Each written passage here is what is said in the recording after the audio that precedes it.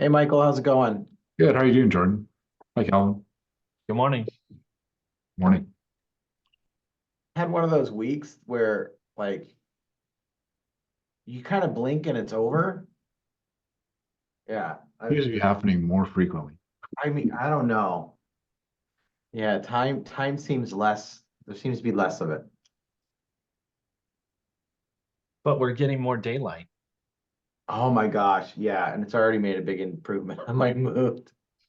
Oh man, early February, late January, early February, like it's so dark, it's so cold. I want to just not, I want to crawl under a rock and just pull the rock in on over my head. I don't know, but it's light I don't know outside. how to do it, Jordan. Hello, everyone. AJ Hi, Lane. Julie. Hello. Calvin, I sent you an email yesterday for CME documents. Did you get it? Yes, I did. Sweet, thank you.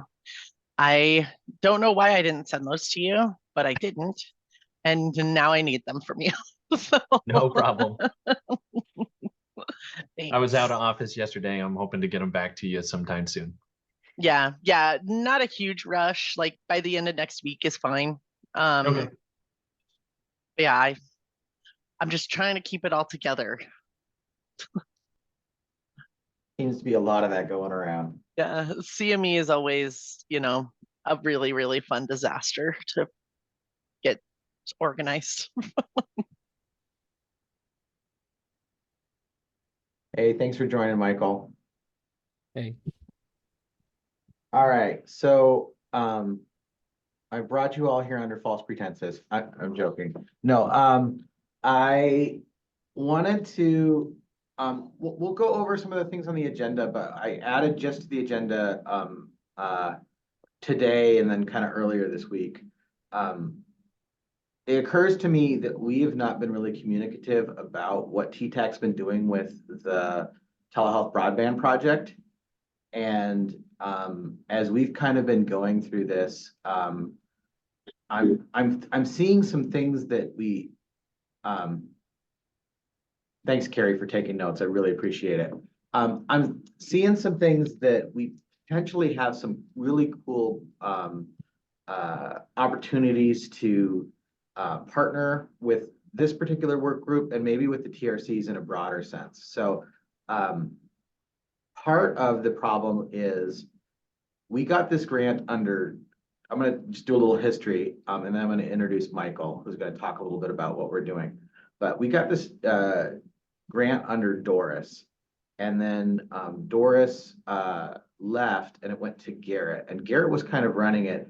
I didn't really become super involved until about August, between June and August of this last year. And then as I've become more and more involved in this, I've realized, oh, we need to figure out what we're doing with all this data and resources we are collecting. And there are some pretty big overlaps and useful things that we could be doing or we could be looking at in partnership with the TRC. One of the reasons we haven't really talked about it and we haven't really looked at it is in the original scope of the grant, our focus was on a few states and then on certain counties within those states. So really what we could do is really tied to what was happening in those states. As we've moved on and had a continuation of the grant, our ability to work outside of those particular counties has expanded, and we anticipate that we'll be able to actually kind of do this on a more just open kind of national basis, but we don't really know what that looks like yet. So we didn't want to share a whole lot about something that didn't have a whole lot of relevance to what everyone else is doing. But again, I'll let Michael talk a lot more about kind of what we're doing and kind of what the project is. But Michael Wasser is, are you the CEO, Michael? Yeah. Yeah, he's the CEO of Exactly Labs, who's been our partner in building the technology and really kind of helping us with all the outreach, all the support for the broadband project and kind of the different things that we're doing in there. He and his team have been really I really enjoyed working with them in the last several months here. They're really passionate about kind of the work that we're doing, and they're I think their vision for kind of what we can do with measuring broadband and kind of getting information that's really useful is probably a lot broader than even T-Tech. So I'm going to turn it over to Michael, let him introduce himself better than I did, and then talk a little bit about what we've been doing in the broadband project. Yeah, thanks so much for the introduction there, and good to meet you all. Just a little bit of background on myself before diving into the actual things that we've been working on. So I've been focused primarily on health tech over the last decade, 10 to 15 years or so. In the last couple years, I switched into more of software contracting role with my current business, and that's when Doris Garrett and I originally met a couple years ago. Um, and it was like just basically the overlap between the healthcare technology and broadband just seemed like a pretty good fit. Um, since then, we've been working on this for the last couple of years together, but mainly my background is in health tech. I've built previously a company called Health Sherpa, another one that was built a telehealth platform itself. And then more recently, in parallel with doing this, Jordan, I don't know how much we talked about this, but I've been doing a little bit of other things on the side in addition to Exactly. So I've been launching a semi-tele-based neurology practice as well with a physician. Sort of plays into some of the other things I think that may be relevant, or some of the insights I'll have and things like that. But on the work that we've been doing, so it's been mainly focused on better understanding broadband in rural communities. And as Jordan was mentioning, it's been specifically targeting 25 counties in 4 specific states. The 4 states being Alaska, West Virginia, Michigan, and Texas. The original scope of 25 counties, we've at this point gotten permission from HRSA to sort of broaden it to any rural county within those 4 states. But we're still sort of, as part of the grant, locked into those 4 states. But I think that everything we've put together has been with the mind that it may eventually have a national scope as opposed to just those states. So I want to run through maybe just the technologies itself, like give you a little bit of history on the technology and just show you guys what that looks like. And where we are right now is thinking about, I think one of the things that we've been talking about a bit is like, what do things look like beyond the grant? Can we continue to have impact in the future? Is it just something that gets shut down at the end of the grant? And we really hope that that's not the case. So as part of that, we're probably in the near term going to start looking for different types of entities, whether they may be local governments, they might be health systems, they might be small ISPs, they might be all sorts of other entities, but we'll be looking for people to sort of learn from, to better understand, is the stuff that we're putting together useful outside the context of the study. So that's sort of the context for, I think, some of the prompts for today. But I'll pause there before jumping into this sort of like a demo. Any initial thoughts, questions, anything else before diving into sort of some of the tech that we've been putting together? Can you give me the 4 states again, Michael? I'm actually missing one. Alaska, Texas, Michigan. West Virginia. Thank you. Okay. All right. And I'll go ahead and share my screen. And Jordan, is there anything else you think I missed there that was relevant for today, or like? No, I think we're gonna have, we'll just make sure we have some time for some questions, because this group I think will have some really good questions for us. Cool. All right. So I'm going to run through, there's a lot of different technology that we put together, and I'm going to try to do it and go through it so that we cover it all, but also so that it's not so fast that it like doesn't make any sense. So please, Jordan, maybe slow me down if you think I'm going too fast on any of this, but there's a lot to cover, so I'm just going to try to condense it. So the first thing, though, this is a broadband map that we put together. It uses Measurement Lab data, and Measurement Lab has been collecting speed test data over the last, since I think 2008 or so, 2009.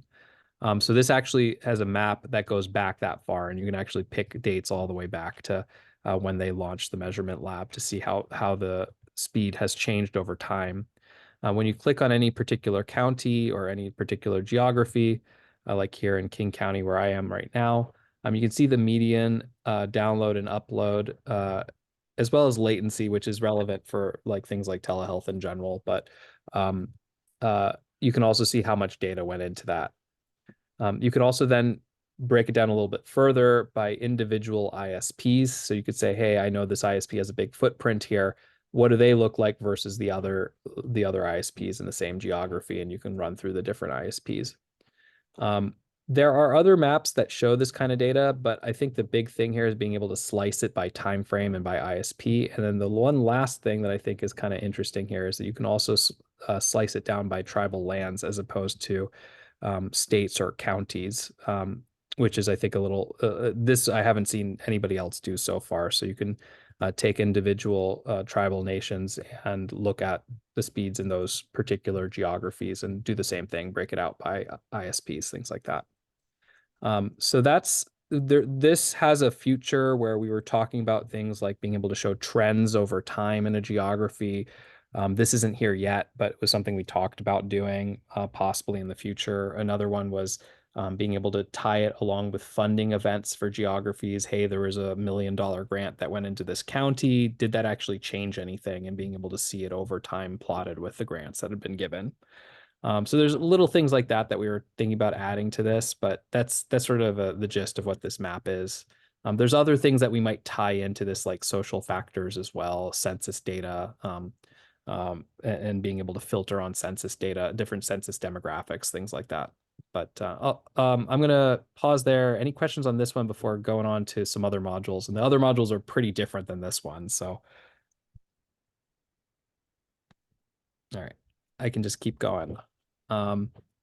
So the next one, this is a speed test itself that you can embed in any website. And so this would be something that you might do if you had a specific community you wanted to get median or average or general information on. You wanted to send this out. Maybe at a survey you wanted to do for a particular community within a geography, and you wanted to be able to restrict the speed test results to that specific geography. And then the other thing you might want to do that you don't get with this map is very specific geographic information. So this will also collect the person's addresses and exact pinpoint on the map when they take the test. So you can say, well, this community generally has decent broadband, but this subdivision actually has no broadband at all. And so that was what this test was about. And I also have an example I can show you. So here's an example of this test embedded in a website. So this can go on anybody's website, and you can either have it take speed tests and show the results in combination with everybody who's ever used this widget, or just specific to your widget. So you can say, hey, this is just our community's results. And I'm just going to run through what taking the test looks like really quick. And one thing to note, this was a pretty big thing for us, is we found that even if you type in your address, that it's sort of guessing where the pinpoint should be based on what you typed in, but especially in rural communities, frequently is not very accurate. So this also, I think this is a unique part of our speed test, is you also have the ability to replace your pin to exactly where it should be. And then you can also get a little bit more information from that individual. These are the questions we've asked, but you can actually ask other questions as well. I'm just putting in a little bit of information. And then when you get to the end, hopefully this doesn't disrupt our call, but this is actually running a speed test now. And then once this gets to the end, it'll plot us on a map. I'll just let this finish. It'll take another second or two.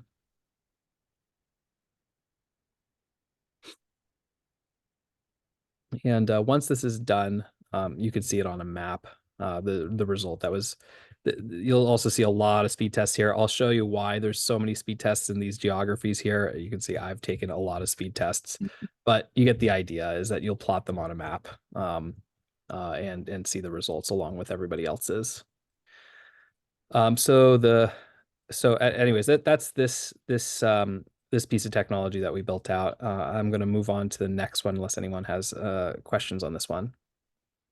So, Michael, can you talk about, so the data that's mapped there, that's our data, like what goes into the maps for those datas, for those tests?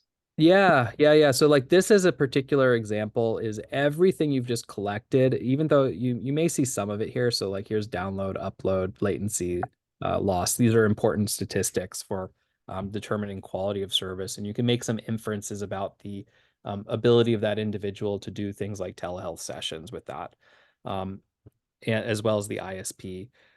There's lots of other stuff like time of day, any of those questions that we answered. And then whenever available, so you can also take these same speed tests on a mobile app. We're getting any statistics we can get on the status of that person's network as well. So like if you're on a cell signal, things like cellular signal strength, what physical cell tower are you connected to? Like there's tons and tons of data in there. We're not showing it all here, but there's a lot more that's being collected here as things are going on. Also, things like if you are using browser-based GPS as an example, accuracy of the GPS itself, or the accuracy of the estimate of where the individual is if they don't adjust their pinpoint manually. So there's a lot of little bits of data in here that aren't shown right now, but could be. And then the mapping itself is just like pretty standard off the shelf stuff that we've used to make this a little as usable as we can. Great. Okay. I'm going to just move on to this next one. So this one, I wish I had one in hand, but we also built a physical device that will measure internet at a specific location over time. The significance of doing this versus a speed test is that we are seeing things that you wouldn't normally see in a speed test. So changes in level of service at an address over time are not uncommon, especially in rural communities.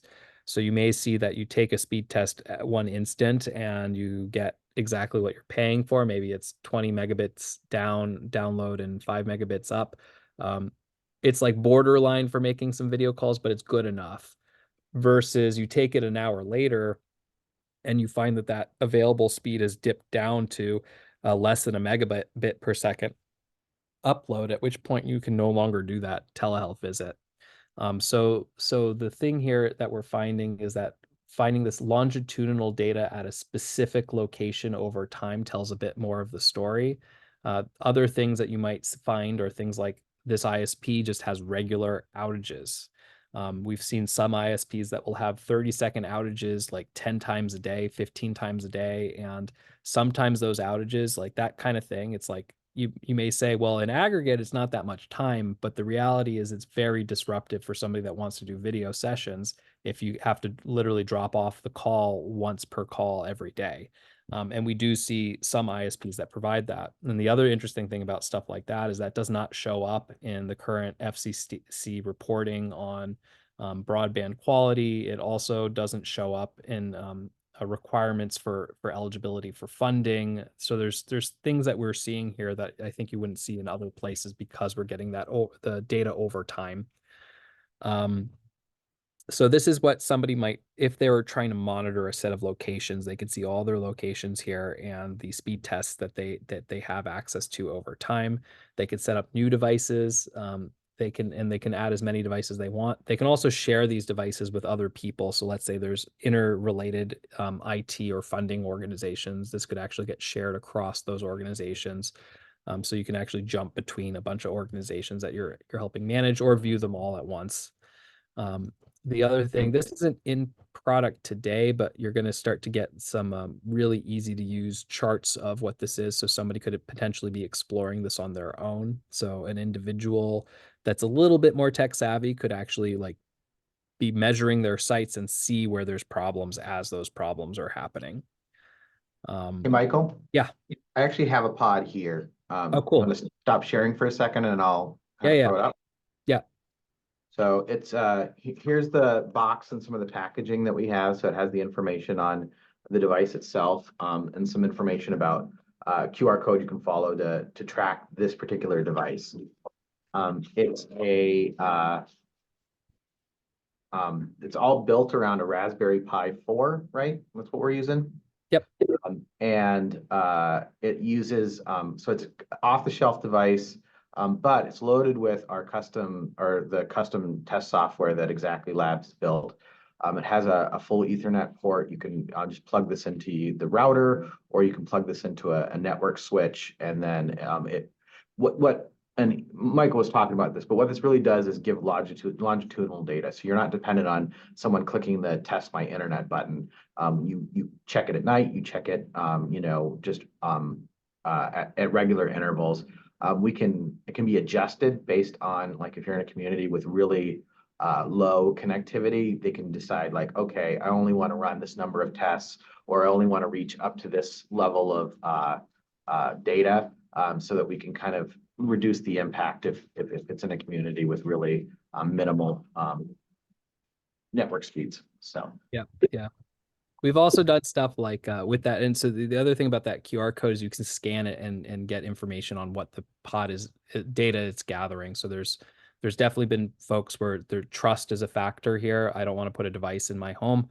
But one of the ways that we help people with that is saying you can see exactly what data is being collected. Just follow this QR code, scan it, and you'll see yourself what you're sharing with the larger group that's collecting data. So that's part of that trust factor. And I think that we've worked a lot on, like, what can we do so there are other things like security, privacy, things like that. And we have a bunch of work that we did on those fronts as well. So anytime we have an IT person, as an example, there's actually a bunch of stuff that we would just share with them, because we know the kinds of things that they might be concerned about and know how to get them comfortable. At least some of them, not all. Sometimes somebody will just see, like, absolutely not, I do not want that near me. But we find that a lot of folks will be willing to do it with some of these other things in place. All right. And this one has a lot more depth on, like, the outreach component and the non-technical components. I'm going to skip that for now, but we'll come back to this, because there's also been a lot of effort put into, like, how do you get somebody to be accepting of, like, and willing to participate in this program. And I think we have some good answers and some good ways of doing that at this point. But I'll come back to that one just to get through the technology first. Cool. And I think the one last thing I have to show here, and I'm not going to actually demo the app itself, but I mentioned it earlier, is we have a mobile app. And the mobile app, anybody can download this right now. So there's links from, everything here is under this brand name, Radar Toolkit. So if you went to www.radartoolkit.com, you'll get information on all the stuff I'm walking through right now. But the mobile app allows you to do similar stuff to what that speed test site did, but in a mobile environment where you can get more information from what the nature of the test is, what things are coming up during the test, like cell quality issues, things like that, in addition to the speed test itself. The other thing you can do here is have it test over, like, in the background as you're walking around a community. So when we were looking at this map earlier, where there's all these dots, like, there's a coffee shop up here where I'll walk to in the mornings. And, like, yes, you know exactly what my path is, and that feels a little weird. But the main thing here is that we're using this to potentially drive around a community, taking speed tests as we go. So you can see what the actual broadband availability is in a community that may only be served by cellular service. And in that case, like, a lot of the time you'll find that the data we're collecting does not match what the mobile carriers are saying should be available in that community. And you can get exact numbers on, like, is this actually sufficient for these various use cases, just by walking around a community. In the future, we're also going to we've been talking about using this same mobile app to possibly drive around a community. And what it'll be doing is looking for people who have, or looking for access points, wireless access points in that community. And we're using it as a proxy for, do you have internet or do you not? And so by doing that, we are able to drive around a community and possibly tell you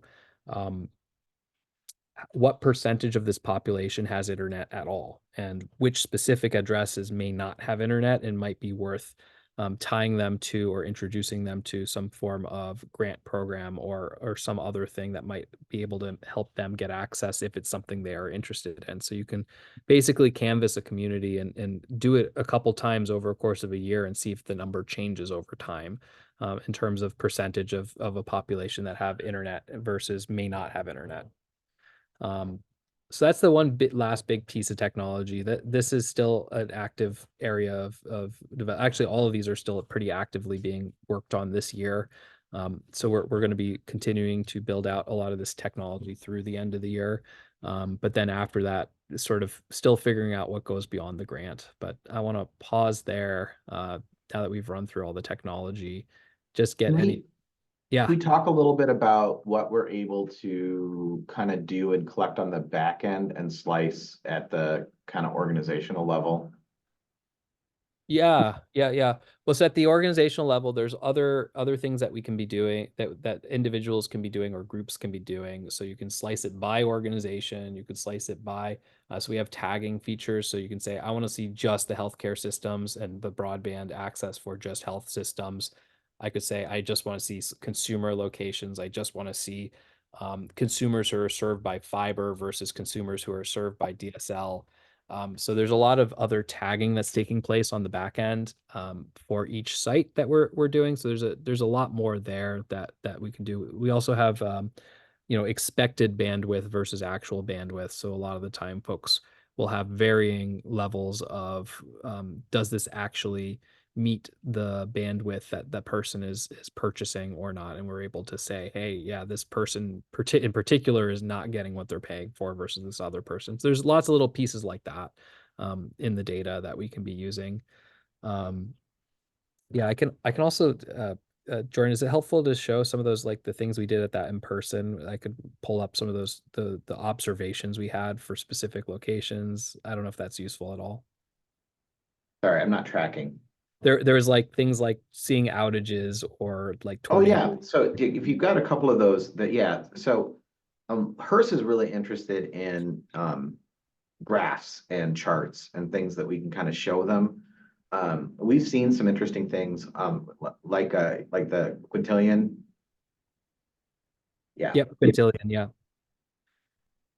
Hold on one. I'll just pull them up and then it'll be a little clearer. So let me give a little bit of background while he's pulling it up. So you guys may or may not know that up here in Alaska, we had an ice shearing event up in the Arctic Circle, and ice actually went through and cut the fiber optic cable to a bunch of Alaska Native communities all along the western coast of Alaska, and what we got to witness and kind of measure, and it was really interesting, was the failover process for these ISPs. So they went from having an outage that lasted for a long time and then slowly ramping back up with cellular. And it was really fascinating to kind of watch some of those things. So I'll let you take it. Yeah. So I'm going to run through rapidly through some like interesting observations we've seen while measuring stuff so far. So these are two different business locations. One of these, they have the same level of promised internet, but as you can see, these are dips in upload and download speed over time.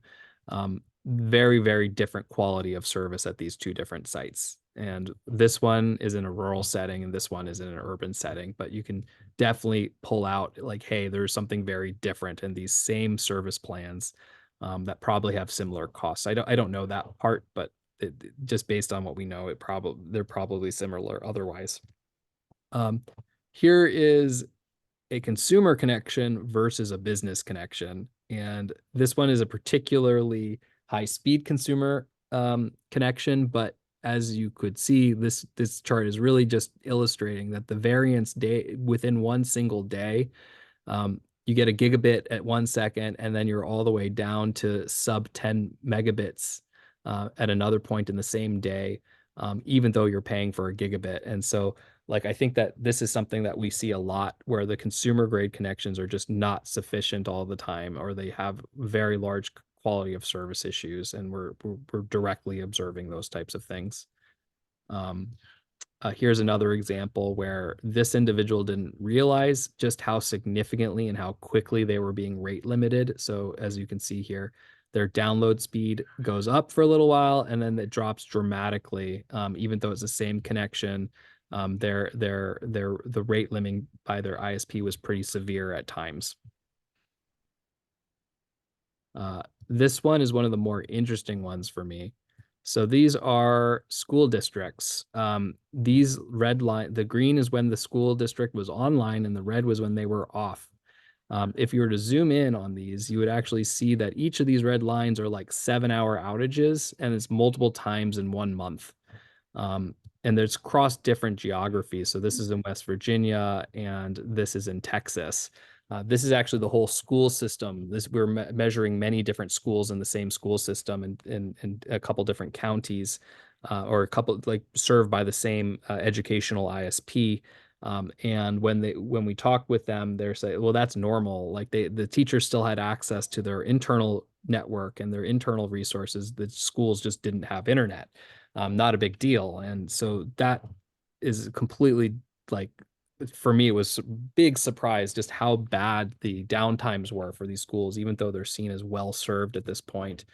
Frequently, that's not actually the case.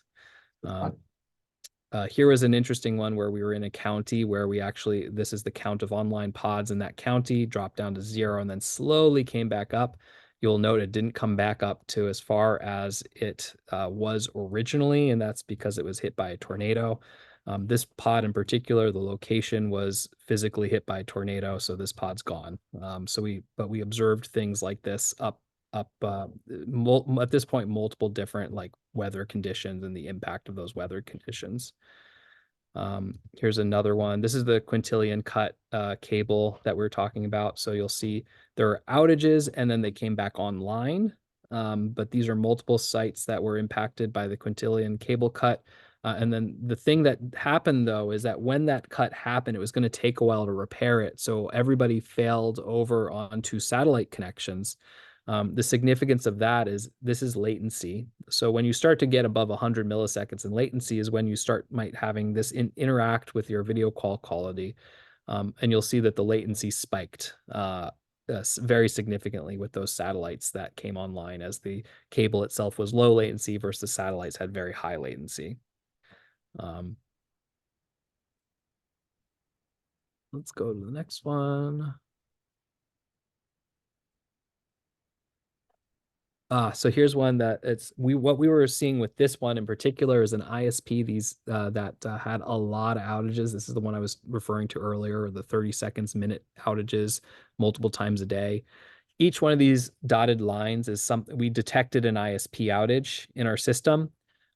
So whenever we see 3 or more sites go offline about at the same time, we mark it as an ISP outage. And you can see we just marked lots and lots of these little ISP outages. Very, very brief, so you can't even see this on the chart because those timeframes are so small, but they're significant if you're in the middle of a call. And then some of the time they're more significant. And in this case, it's like this particular ISP, the service quality means that the speed is fast enough, but the outages, despite being very, very disruptive, funding isn't available in these communities because this ISP is considered serving the community in an effective way today. And then this one is one of the more interesting ones. So there's nothing really that I'm going to call out specifically here other than this. While these minimums are kind of low, they're not that bad. The quality is actually still, like most cases, sufficient for these individuals that have internet at these locations. We didn't see anything wrong, yet the users would say something like, it takes 12 seconds to load a website. Like nothing works the way I would expect it to. But when you look at the measurements actually make it look like it's healthy. In this case, what we believe was going on is wireless issues. So either they were in an MDU where there was a very, very dense environment, lots of Wi-Fi access points, and there was either lots of Wi-Fi interference because there's so many people using so many old access points, or B, a lot of the MDUs were built with construction materials that make it so it's very difficult for wireless signal to get through walls. So even like the best consumer gear, you still can't have sufficient internet in that household. Even if the house is served by very high quality internet, that person still can't really use it because the Wi-Fi can't get through the walls. So that's another common thing. And another thing I would call out about a lot of the work we've been doing is the when you look at the FCC's same observations on internet quality, I think a thing that is frequently looked at is specifically what the ISP delivers to the household and not what the end user experience is. And the thing that I think our program has been measuring is what is the end user experience and what level of internet or what level of things like video quality are they actually able to receive versus what the ISP is delivering to their house, because different people in different environments, it's very different circumstances at different times of day, different environments, things like that. Yeah, so I think that's sort of like there's more stuff that we've been observing since those slides have been made. But I want to that's sort of like some of the more interesting ones that we had come across in the first year or two. Well, any So- thoughts? That was really great, Michael. Yeah, want to open it to the group. Thoughts? All of this is really, really, really cool. And amazing to see. I am really excited about the potential to open this up nationally. I think that that is so important and definitely a worthwhile endeavor. I am wondering, is this project connected at all to the NTIA and the BEAD and all their capacity building efforts? Because they are planning in every state for projects like this and to measure the capacity of broadband in each state. And I just see like so many cross efforts there and so many opportunities to kind of collaborate. I'm just kind of wondering if there's a connection there at all. There is, but it's more complicated than you might hope or think. So the NTIA and the FCC and all the BEAD related, the CARES Act related funding, it should be going out over the course of the next year, or the grants should be given out in the next year. And all of the grants are going to be based on data that has been reported by the ISPs themselves. So it's not actually based, so it is measurement, but it's based on self-reported measurement by the ISP. There is the opportunity in each state to select to have the ability to accept challenges from consumers. Hey, the ISP said I had this, and there's no way I can actually get that. That challenge process for most of the states is going to be very, very brief and not really a huge amount of depth, just given the timelines. Like the state of Michigan, as an example, they've said we're going to have our challenge process open for a month. They just put the challenge process online, and I would be surprised if folks could even find it or know that that's happening right now. So I do think we're going to miss a lot of that. That said, one of the thoughts that we had for what we have put together is, while the broadband offices themselves are all underwater now because they all have so much stuff to get done, at a bare minimum, they have to give out all this grant money. In some cases, I think Texas was like $3 billion or something like that. Yeah. They're super underwater, at least the ones we've talked to. And while they would love to see things like grant performance measured, that's not their current areas of focus. It's sort of like, can we do the bare minimum here? And then, so where we are hopeful that there will be more interest and uptake of some of the stuff that we're doing is local government, municipalities.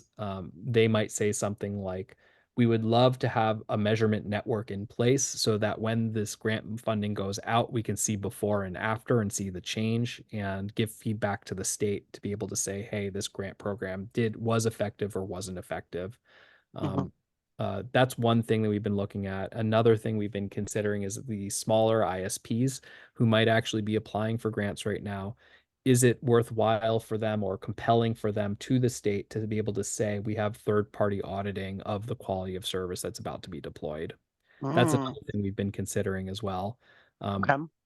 Pretty tight timelines, and we also don't have these connections. So we don't know the local governments, we don't know the ISPs. So we're going to be doing a lot of cold outreach And that's actually an area where we could use a lot of support, is if anybody had any thoughts on like what kinds of entities or who might actually be interested in this stuff. That's something that's a big gap for us right now, that we'd love to like sort of find the folks that might say, yeah, that is something that's very exciting. Let's go do it. Mhm. But we don't know who they are yet. Okay. A few things on my end. I do know that most states, at least the ones in our region, are working on coalition building for these projects, particularly for digital equity. However, all of the funders, or I'm sorry, all of the awardees and all of the participants in that are connected to BEAD and the recipients of this program. We've participated for our region, which we're the Northwest, Alaska down through Utah. We've participated in coalition meetings with Utah and Oregon so far, but we're hoping to really be involved in all of the states in our region and, just trying to make the connections. But I think there would be a really good possibility because they're including ISPs, they're including, the local stakeholders in these meetings that, really, really stand to benefit from this programming. So, and also will share and disseminate resources. So I think, there's a really, really big opportunity there for us to connect with some of these programs. And again, next week, we are participating in Net Inclusion, which is the National Digital Inclusion Alliance's big conference.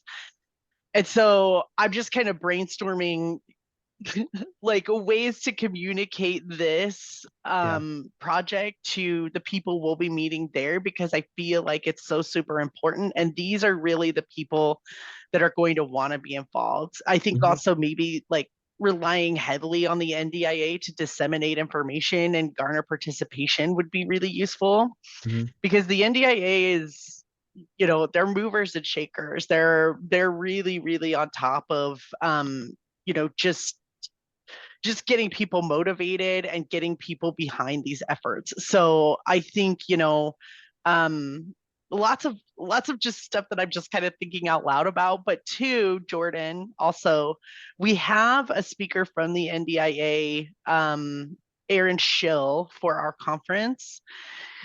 And you guys will be there. So it will be good to connect you two. And I'll kind of put a bug in his ear when I meet with him next week about this. But he would be really, really interested to know more about this. And I think his position is director of research and I can't remember the other, but he's got a lot of background in mapping. And so he would be a really good contact and a really good connection for us all to make, I think. So anything you want me to say, I'm happy to say it. Yeah. And I'm just for context, I'm based in Seattle. I'll actually be coming to the event. So cool. Yay. Yeah. So that's so exciting. We'll be bringing some pods and some cells that we have running the wireless. Awesome. So we can just meet up at the booth and do a little show and tell. Oh yes, let's do it. Okay, that's great. I'm pumped. This is so exciting. Yeah. But yeah, I think that these are the kinds of things that we'll be looking for right now. These kinds of connections or thoughts, and so we've largely been focused on the 4 states in the study area to start. But the two things that I think are taking place right now, the change that is taking place is we're saying, hey, what's life like post study?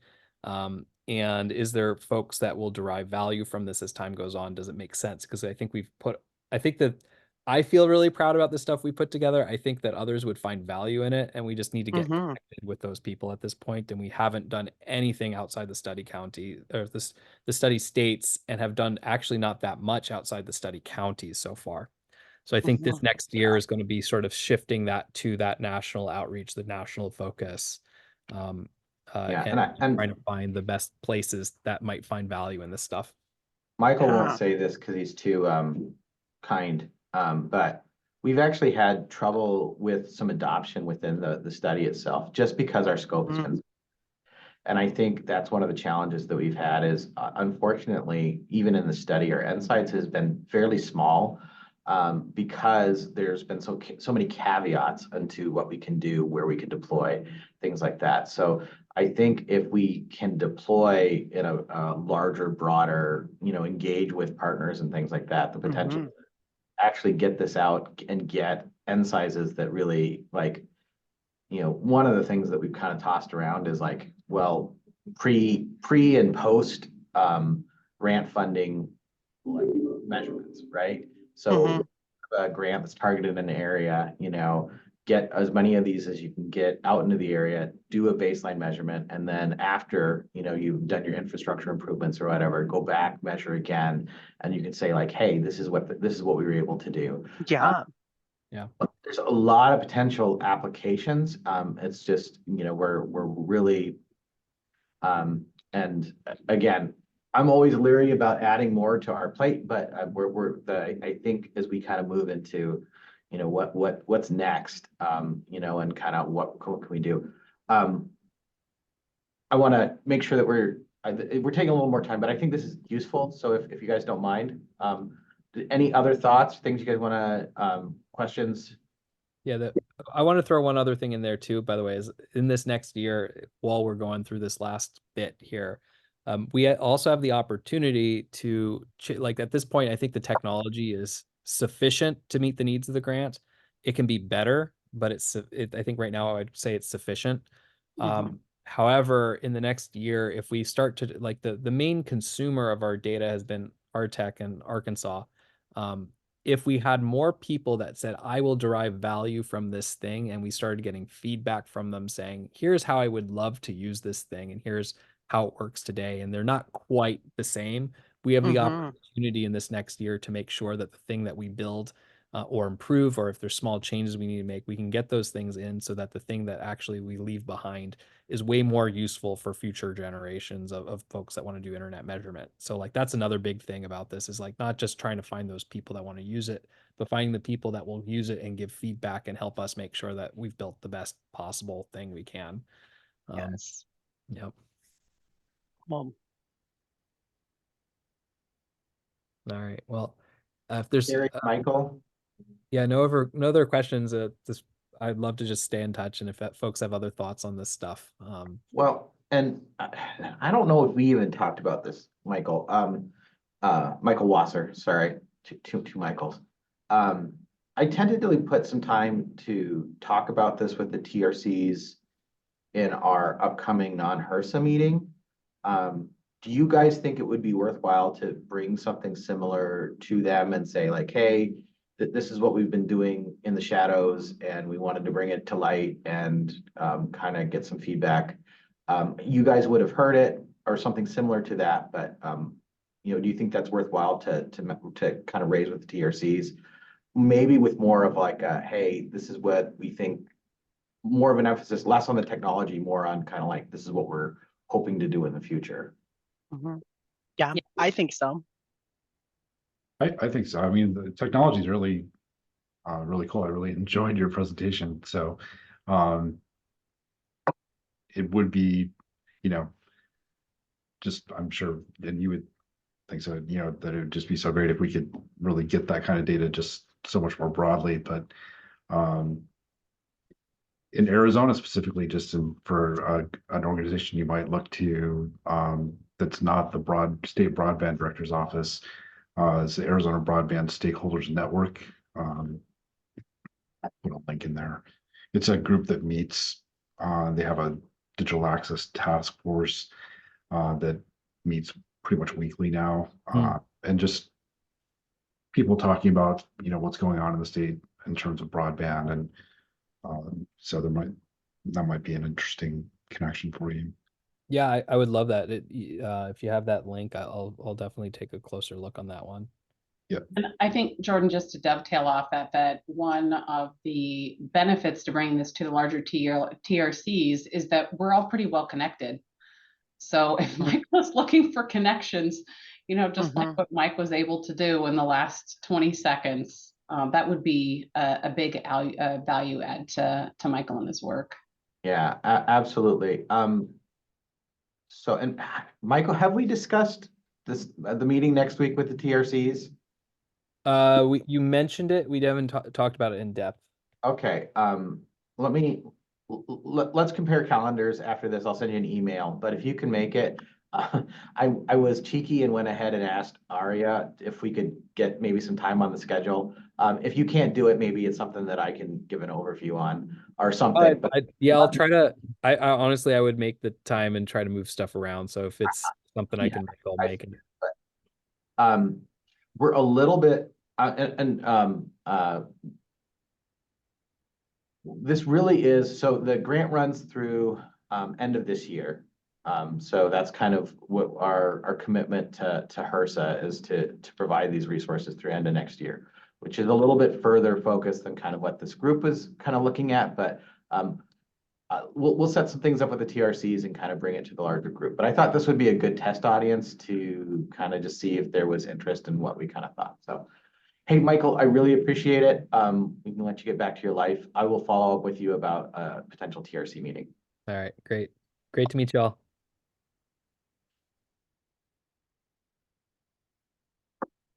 I don't know Okay. when you're, just to say real quick, I don't know when you're going to be kind of in the mode of presenting data from that grant or how you plan to publish that. But I think if that kind of presentation would actually be great for a national audience to learn about what you guys have done.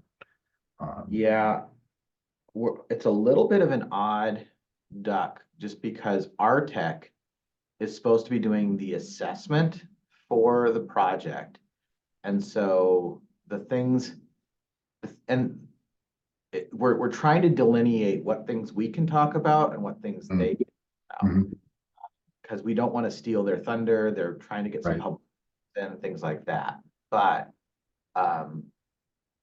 particularly, it doesn't seem like they want to go into a lot of like the stories of like, hey, we can like some of the things Michael was talking about, like, hey, we can see this ISP, these mini outages that impact connectivity, but like don't like they won't show up as a blip. They'll show up as you'll show up as you're having 99.9% uptime, but these 1% that are sprinkled at 30-second increments throughout the day, they're enough to drive you crazy.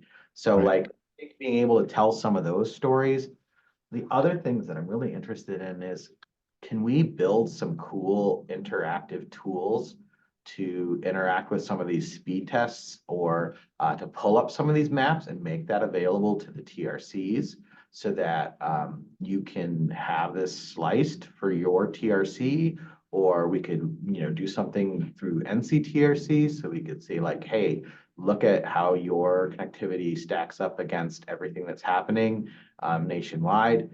The other thing I'm really interested in, and it's a harder nut to crack, and I don't know how to do it, is I would love to see a telehealth specific speed test. I know Netric has theirs, but I'd really love to take one and say like, hey, you've got 2 megabits per second. You probably can do video. You might be able to do a video telemedicine visit. You definitely can do remote patient monitoring. But like something that ties it back to like, this is what you can do with the connectivity that you have, how it would apply to telehealth and telemedicine. But this is all mostly kind of brainstorming at this point. We're just getting our heads wrapped around how do we want to. There's so much good stuff here, and I think our tech is more interested in kind of like pulling together like information about the study, like what we did, kind of what it means for those communities. And I'm interested more of the broad, like what does this mean for like broadband in general, and how can we do this to a much larger audience. So okay, anything else? I know we had some other agenda items. It feels like if we were to hop into those at this point, they would get kind of short shrift. What I really, one thing I do want to talk about is I have been remiss in getting something out about the ACP. TTAC should have some social media or something that we could put out on that, a blog post. I would like to write some copy for that and send it off to this group and have you guys take a look at it. The main thoughts being like, are we communicating the key things that needs to happen? I'm really concerned. So even within the FCC's way that they're communicating about it, and definitely from the stuff of the White House, if we were to just regurgitate those things, we could get in trouble, I think, because they're requests for funding and a little bit political leaning. So I would love to get some feedback on kind of where we're at with tone and where we're at with like kind of what can we say, what can't we say. I may reach out to May and see if she has some feedback as to like what's the best way to kind of thread the needle, saying like, hey, this is happening, it's important, you should be aware of it, but at the same time, we can't really advocate for people to lobby their local congressman. So, but that's the only thing is I do want to work on some copy of that. If other folks are in the same process and are looking to pull together some TRC branded communication around the ACP, it might be worthwhile to put our heads together and do that together rather than trying to do it separately. It would be really cool if we could figure out something that we could make copy for the NCTRC as well as all the other TRCs, and they could kind of brand it themselves and send it out. So Kathy Wimberly, as a part of our rapid response team, she just put together a very short document on the ending of the ACP. Trying to see if I can pull it up here.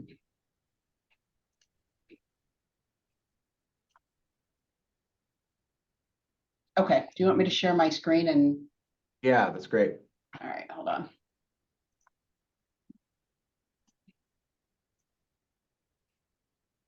Okay, can you all see this?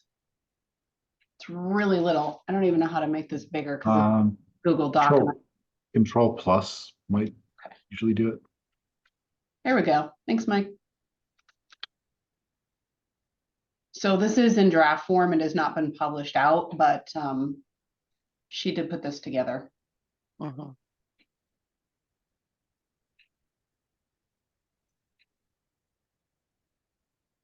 Okay. I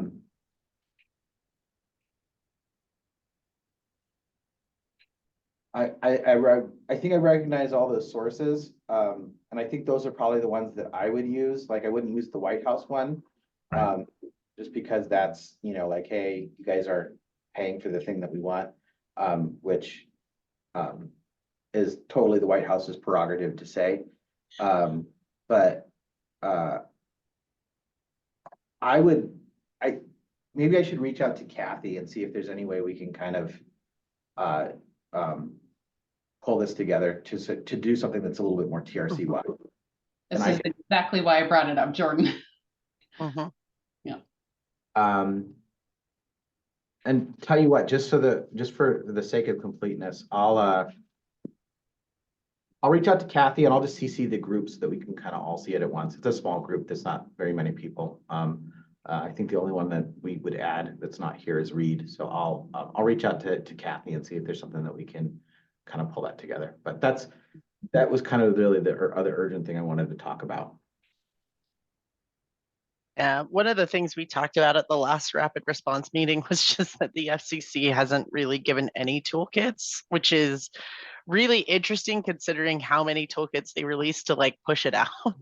I will keep my eyes open next week. Jessica Rosenworcel will be at Net Inclusion. And so I'm interested to see how that goes because a lot of the people attending are pretty fired up about this, and just kind of get any feedback that we have from Net Inclusion too. So okay, I'll keep you posted. But I think collaborating with Kathy too would be great. Yeah, again, this is kind of what this was brought up. Like there's some left hand and right hand things, and I think we'll make them middle hands or whatever. All right. Glad you brought that up. All right, cool. I think the other thing that I'm working on is just kind of I'm trying to lay out kind of what would the document we want to create, what would the structure for that look like? I've got some basic bullet points in the notes that I send out, but I will continue to work on that, and I'll bring that to the next call, and we can kind of start talking about what we would structure, what information might be useful for adding at a national level or a regional level, and things that we can do to kind of start with some of the branding for that. Just real quick, that link that I popped in there, the FCC through at least they put their logo on it, through affordableconnectivity.gov, they do have a little FAQ about what it means, like why can't people get it? Might be helpful. Yeah, and I do like that they're referencing Lifeline, which I mean is kind of the other option, and it's Mhm. not. Yeah, I think sticking with anything that's FCC is great. Because they're the source of truth for this. Great. Yeah, that's it. I hadn't seen that particular FAQ. I will add that to the list and that's in the base camp. Cool. All right. Anything else that anybody wants to raise at this point? Nope, gotta go to another call. Thanks. Thanks, everybody. Appreciate your time. Hey, Yeah. Jordan, can I chat with you for a second? Turn off the recording and we'll just